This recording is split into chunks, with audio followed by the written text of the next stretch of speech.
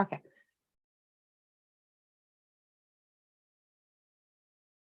It's preparing. It says setting up your meeting live on YouTube. Okay. It's live on YouTube.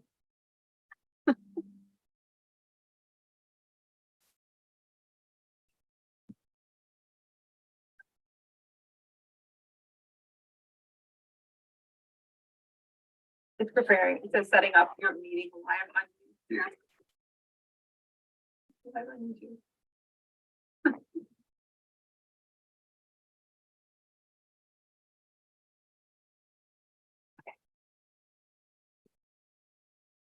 I'll have to chop this up.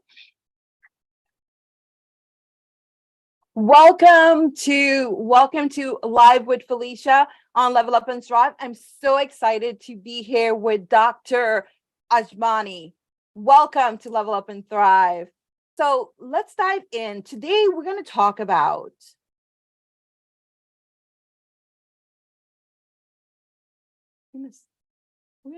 this is a test on, if you're watching us live on YouTube, just know that this is a test. We're testing something out here that's going to be going live for an event. So just bear with us 1 second.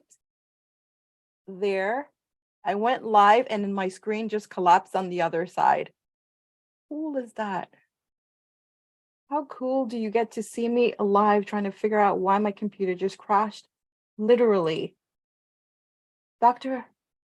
Ajmani, bear with me 1 second. Yeah, no worries. It literally just went down. I'm just loving this. And it goes well with our theme today, just navigating change and transitions. So my it's all God. good. It's so good to see in life, things happen. You're prepared for something and then everything else crashes around you.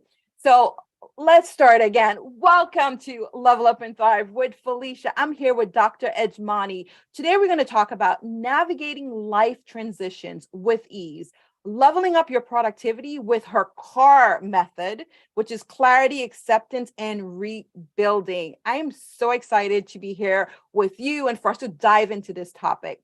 So please introduce to the audience. Tell us a little bit about yourself, Dr. Ajmani. Yeah, thank you so much, first of all, Felecia, for inviting me to join you here today. I'm just really excited to share this method with you as well as our listeners about navigating life transitions with ease. A brief introduction of myself. I am Dr. Sheetal Ajmani. I am a physician, best-selling author, the host of the Essential Self-Care podcast, and the founder of Radiant Living Institute, where I guide people to get unstuck and learn to live radiantly again through my 6-step method, as well as mind-body practices. And my approach comes from over 2 decades of my personal and professional exploration of Western and Eastern modalities of healing and well-being and recovery. And I've really taken the most powerful tools from that exploration and brought that together within my approach. And so I'm excited to share that with you today. I'm so glad you're here today and you're going to be sharing that approach with us today, because when we were talking initially, we talked about how the world feels like it's in a transition. From the last 3 years, everyone is trying to figure out where they're footing. And some of the things we start to see, you saw that in your practice, and I see that as a sort of a high performance coach and a business leader, that folks are hesitant to take action. They're waiting till the economy changes. They're waiting till something else happened in their life versus jumping in. And a lot of folks are doing that because of the transitions. Like, how do they move from the stay-at-home order, the this, the that, the this, the challenges back into their life? And how do you get that rhythm? And we also shared, like in the beginning of the year, for me, I went through a major transition. I lost my brother-in-law. And I had so many things on the agenda that I was super anxious about, super excited about. I couldn't wait to bring to market. But then I had to take a step back because of the loss. And it's okay to do that. And it's okay to transition back into the next level, what that looks like. So I want us to talk about, how do we really go to embracing transitions? And one thing you shared with me was the power of clarity in moving forward. You talked about life transitions can be challenging, but it also can be a way to catapult you to the next level. So the first question I have for you is, How does gaining clarity about our goals and our values help us to navigate transitions with ease? Absolutely. And first of all, before I answer that question specifically, I just want to mention you brought up so many great points already in that introduction of we're in a phase in the world and in life right now where we're not only we're both experiencing a collective transition, as you mentioned, with just everything that the world has experienced over the past few years and going through, as well as on an individual level, individually, as you shared your personal um, story and journey of what you have been experiencing earlier this year. So we're seeing this on both a collective level as well as an individual level. And I think it's just important to recognize that first and foremost. And then, and that is part of the clarity. That is part of that first step. You know, my company is called a Radiant Living Institute. And part of that is because, a big part of that is because I truly believe that a radiant life begins from within. So there are all these changes going on around us, right? Collectively and individually, we're all going through so many changes and transitions right now. And so really taking that time with this clarity piece to tune in with yourself, right? Because a radiant life really begins from within. It can be so easy, and so often we can look to the external circumstances and try to seek our answers through the external world, right? So often we can look at these situations, look at these transitions from a place of reactivity, of just being in this kind of fight or flight mode, survival mode, and just reacting to our circumstances, right? But what I propose in terms of navigating transitions with ease, with grace, with purpose, is that we start with taking that pause to look within, taking that pause to find clarity so that you can now respond to your situation with intention, respond to your situation with alignment with your values, your goals, your priorities, right?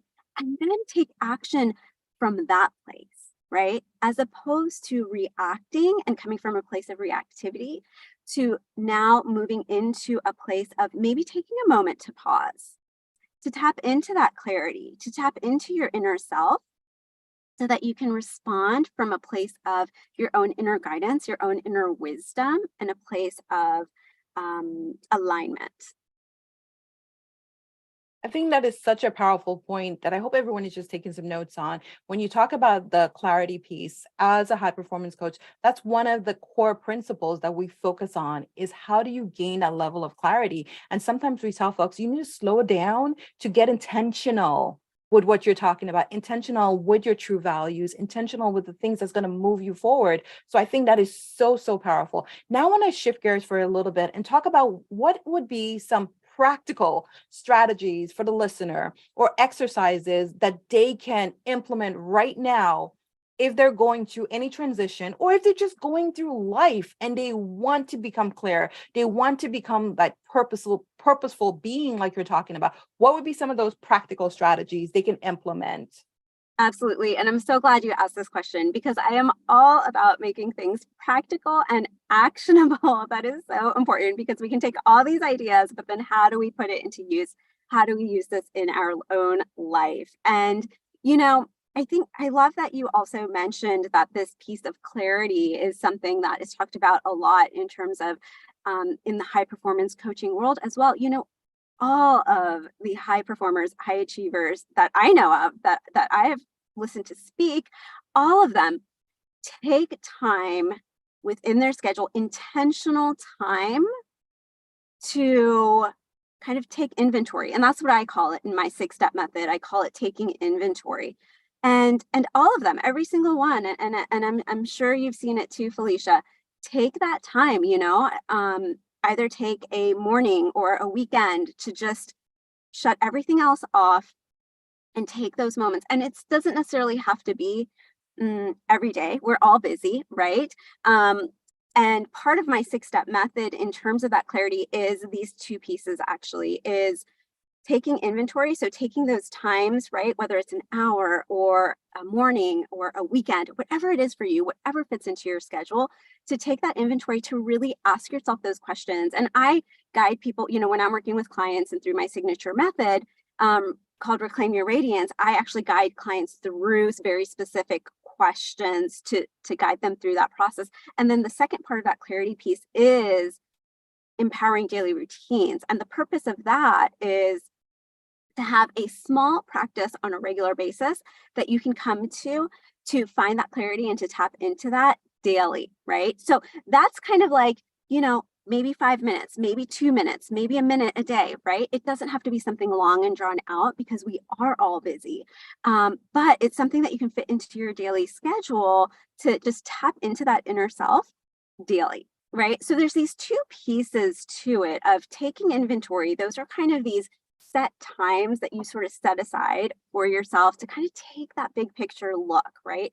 And then the second piece is having those daily routines. And I wanted to offer everyone listening right now just this practice with regards to specifically kind of taking those concepts and specifically what you can do right now while you're watching, while you're listening, is to answer this question, which is just to name the situation, name the transition that you're going through right now.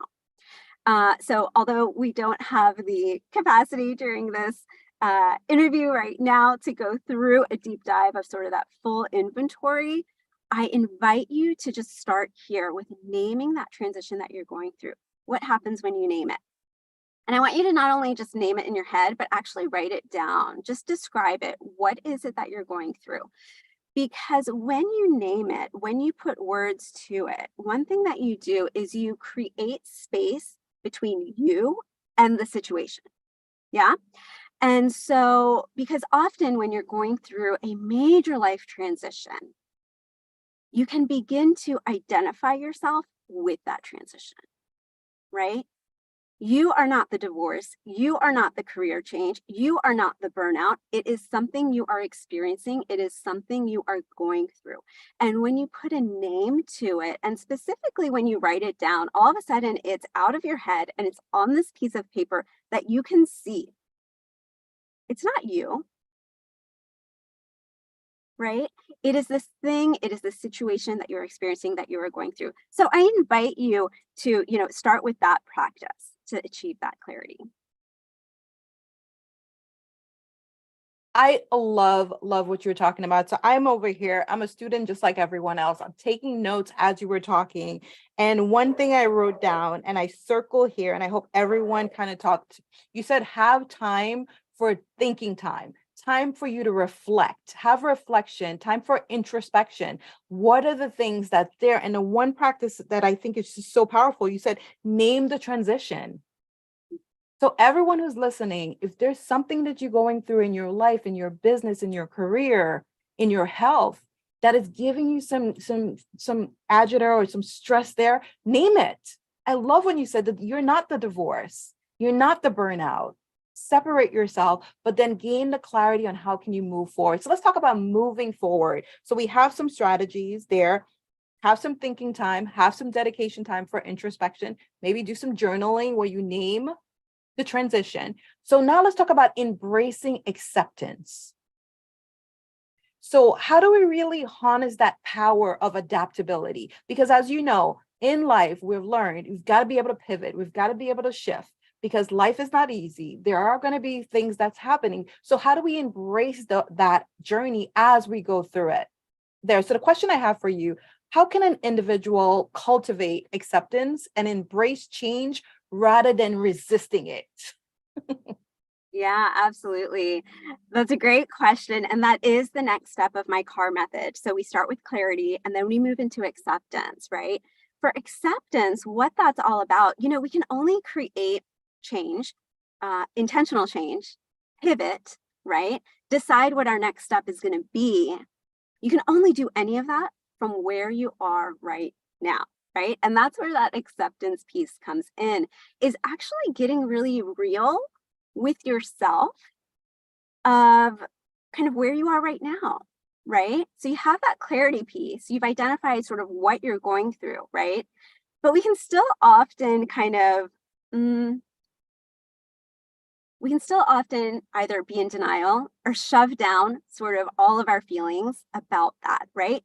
Because let's face it, this inner work is hard. It can be hard, right?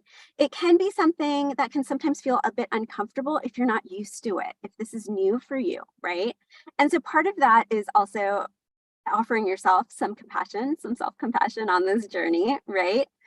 But in my 6-step method, so my 6-step method is basically this framework of the car, which we're going through right now, and then I break each of those down into other steps. And so under acceptance, typically what I guide clients through is starting to cultivate that mind-body connection. Because so often we live on this intellectual realm, we live in our minds, right?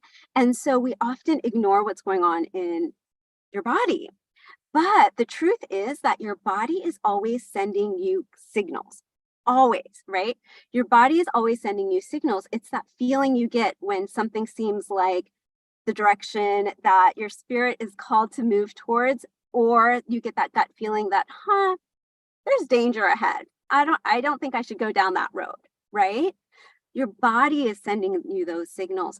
But so often we're not tuning into those. We've almost been conditioned, just culturally as a society, conditioned to not pay attention to your own body's signals, and instead to just kind of move forward with what we think is expected of us, or what we think we should be doing, right? But taking that time to tune into your body's signal is a way that you can start to cultivate that acceptance of grounding yourself into the present moment, into the present reality, which is the only place that you can then decide to which step to move forward from, right? It's getting really clear and finding that acceptance within yourself of what you're feeling, of what the situation is, and then taking a step from there. So it's really about kind of starting to cultivate that mind-body connection, that mind-body awareness, so that you can truly, like I said earlier, move forward from a place of intention where you're really honoring your needs. Your body sending you signals is also your inner voice kind of speaking to you through your body.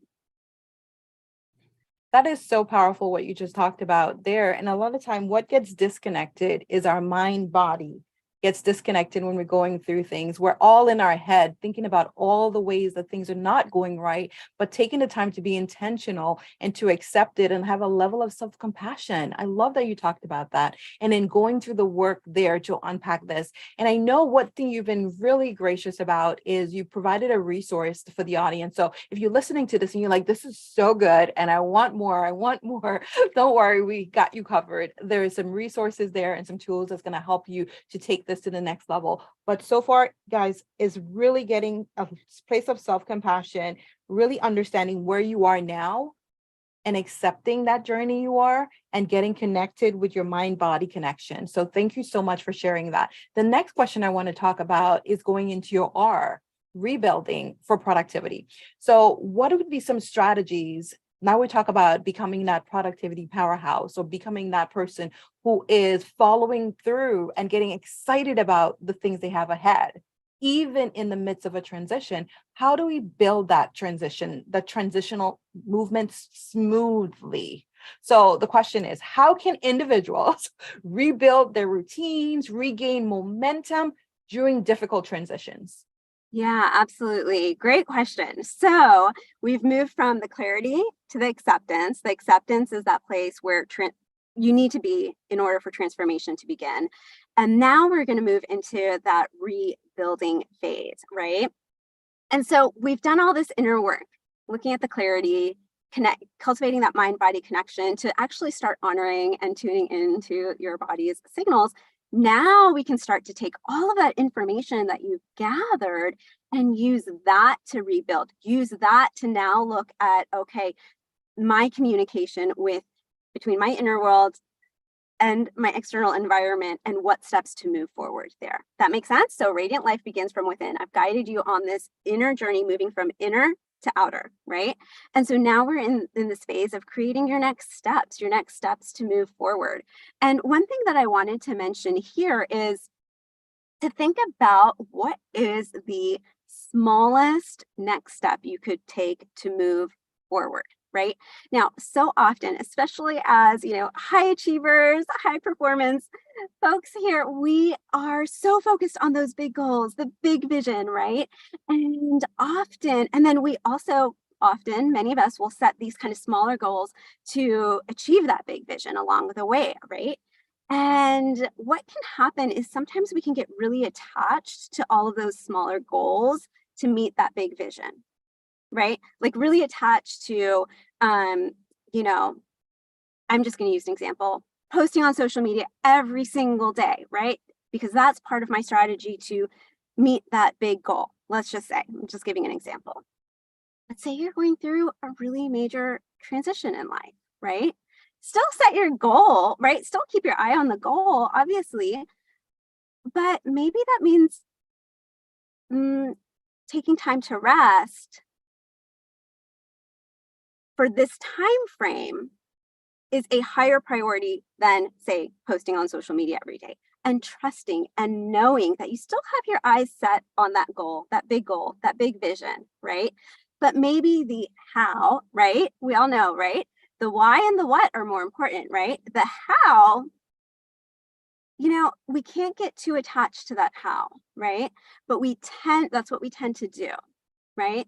So allowing for some flexibility and adaptability there. I know, Felecia, one of your questions and a word that came up in this interview is adaptability, moving forward with some adaptability. And so that's part of how we do it, right? Is don't get too attached to that how, right?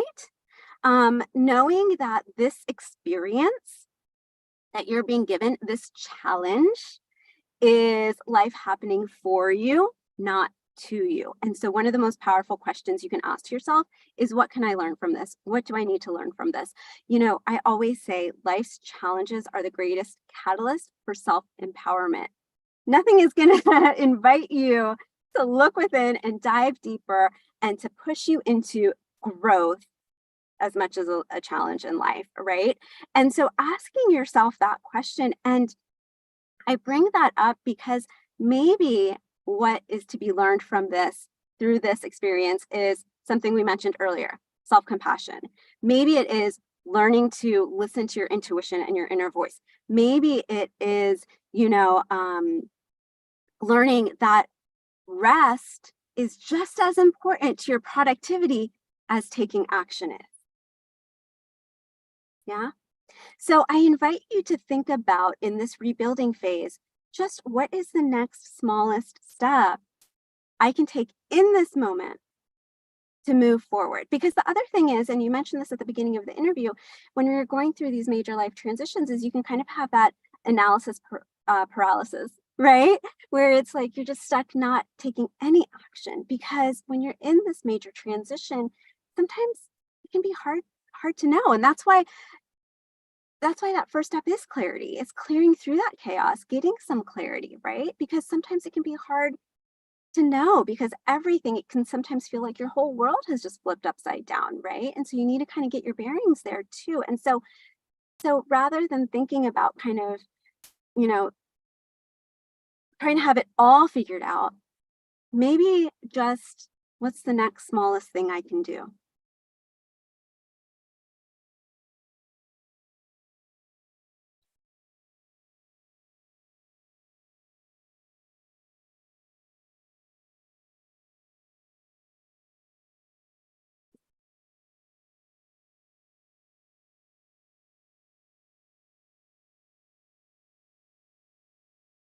I think that's such a great point that you just mentioned there around the being really intentional, but getting into that space of what is the next smallest intentional action you can take that's going to move you forward.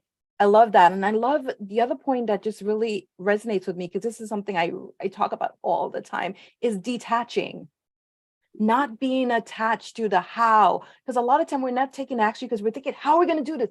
What is the next? Just think about what is going to be the next thing you can do, the next intentional, what's going to be great for your heart that's moving you forward. I think you talked about that so eloquently for the audience. So the next question I have for you is, as some folks are listening, what could be some of the common pitfalls that people can avoid when they're in the rebuilding process?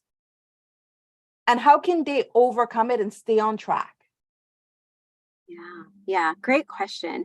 One thing I always guide clients to, and it's interesting. Uh, it's building off on that idea of sort of what's the next smallest step. Is I often invite clients when I'm guiding this through this practice, they'll come to me with their plan of what their next step is, and I often the first thing I say is, how can we make that smaller? How can we actually make that smaller? And most often the first reaction I get from my clients is they seem a bit skeptical. So if you're listening or watching right now and you're like, how can that be? Because you kind of think we kind of think we need to take these big steps to move forward, right? But often I'm like, no, let's break this down into something even smaller, a smaller step. And there's a couple of reasons I do that. And the a couple reasons. So one reason is because there's this idea that success builds upon success. So if you're already in this really challenging place where we can tend to perhaps be really hard on yourself, right? Of not knowing how to move forward, maybe not feeling as productive as you would be if you weren't going through a challenging situation, which by the way is completely normal. So first of all, that's another example. Please practice self-compassion. When you are going through a challenging situation, you may not be as quote unquote productive in the same ways that you would be if you're not going through that situation. And that's okay. In fact, that might be very, very necessary. But when you're going through that situation, if you're able to kind of going back to this idea, success builds upon success. So if you set these really, really small, achievable goals, you meet those goals, you celebrate yourself, just giving yourself some acknowledgement.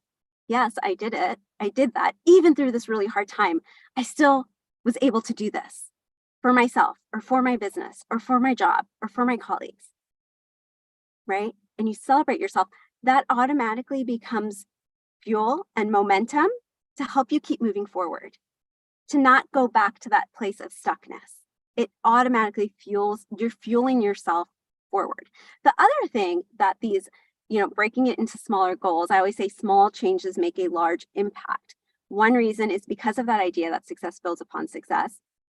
The other reason is when you do small things, when you take small actions consistently, it's more likely to build into habits as well, long-lasting habits, which is much more impactful, right? Also, any big goal is achieved through a series of small actions on a consistent basis over a period of time.